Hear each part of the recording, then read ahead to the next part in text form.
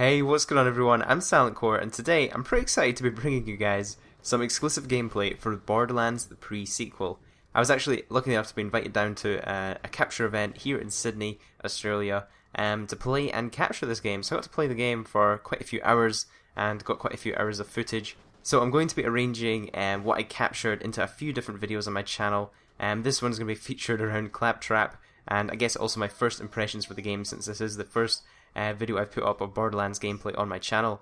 So I thought I'd put out there at the start of this video, I'm in no way a Borderlands expert or enthusiast. I'm more of a casual player. I have played a little bit of the last Borderlands.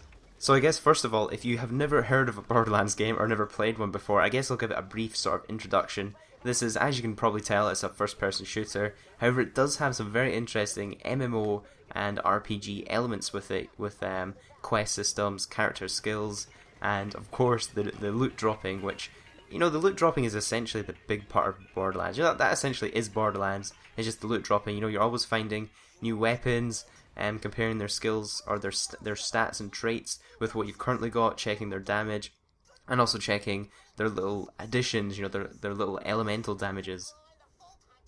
So you're always kind of shooting and looting, and you know, there's chests everywhere, there's a lot of stuff to pick up, everyone you kill will drop stuff. And that's definitely been the bread and butter through the Borderlands series, and will continue in this one. And in fact, it is very similar to the last Borderlands games. It looks very similar, it plays very similar. You know, I've got to say, the graphics in Borderlands have a really strange, unique flavour to them. You know, there's not a lot of games that look like this. You know, a really kind of artistic, almost cartoony style of graphics. So if you guys have really enjoyed the Borderlands series in the past, I'm sure you will go into it and thoroughly enjoy this one. You know, it's very, very similar. There are, of course, quite a few new gameplay features. I will go on to talk about those a little bit further in the video. But first of all, I want to talk about characters. So there's 4 different characters you can play as in Borderlands. Obviously, in this one, I'm choosing Claptrap. And all the characters you can choose from have actually all been either non-playable characters or enemies in previous Borderlands games. So I ended up only trying Claptrap and Nisha. I decided to only do 2 of the characters. Wanted to spend you know, a bit more time learning about 2 characters rather than doing all 4 very rushed and briefly. I didn't have a lot of time at the event, in all honesty, to you know, go in depth on all 4. So I picked what I thought were my favourite 2, you know, Claptrap and Nisha, and I wasn't disappointed. Those probably still are my favourite 2. I'm really glad I chose those ones. They're definitely a lot of fun, and each character has their own little special abilities. So Claptrap's is known as vaulthunter.exe.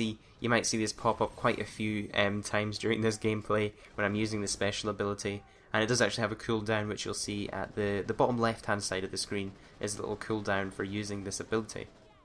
Now, when I was using this, I actually thought the outcome of this ability was just random, but it actually depends on your current situation, so the amount of enemies around you or the allies around you, that will actually impact what you get from using this special ability. And these abilities really do vary. There's some really good ones, there's some just, I guess, silly, fun abilities, and also quite a few annoying ones. One that seemed to be a bit of a pet peeve for me was the bomb. I think it was known as the clap in a box, which was basically give you a big bomb that you were carrying, and it would have a very short fuse in it, and you would have to run and find an enemy to blow up, or else you'd kill yourself. And I always seem to use this one in situations where there was no enemies around me, or I couldn't find an enemy to run into, and I'd ended up just blowing myself up. You got more? Oh, right.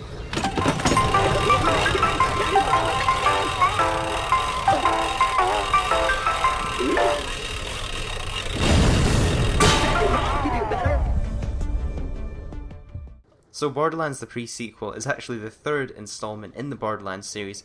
However, I guess in how it fits into the timeline in Borderlands, it's actually a prequel to Borderlands 2. So the game is set somewhere in between Borderlands 1 and Borderlands 2. So that was pretty much Claptrap in a nutshell. I guess my overall review of this character is he's probably not the best character, however he's a lot of fun. You know, if you're in a kind of co-op situation, if you like to play this game on multiplayer co-op and with other people, it's definitely a lot of fun. You know, you can have a lot of fun with Claptrap, and it definitely looks like a, you know, a good group experience. But I'd say if you're going to do a single player of this game, it might not be the best choice, since I don't think he is, you know, possibly not the most powerful. So by saying that, I'm only judging that on actually a few hours of gameplay, so it's well worth investigating these characters and probably playing through them all yourself. So in the next Borderlands video, I'm going to be showing off another character that I got to play, which was Nisha. She was also a lot of fun, so I'm going to be showing you what it's like to play her, and yeah, just some gameplay from her perspective.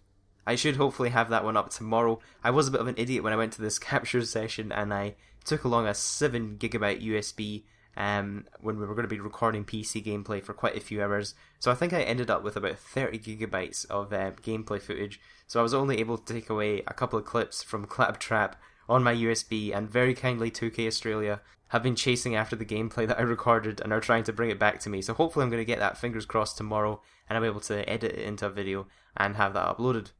Other than that, guys, I'm going to thank you for watching. Let me know in the comments what you think of this game and if you're going to be picking it up. Have yourselves a great day, and I'll see you in the next video.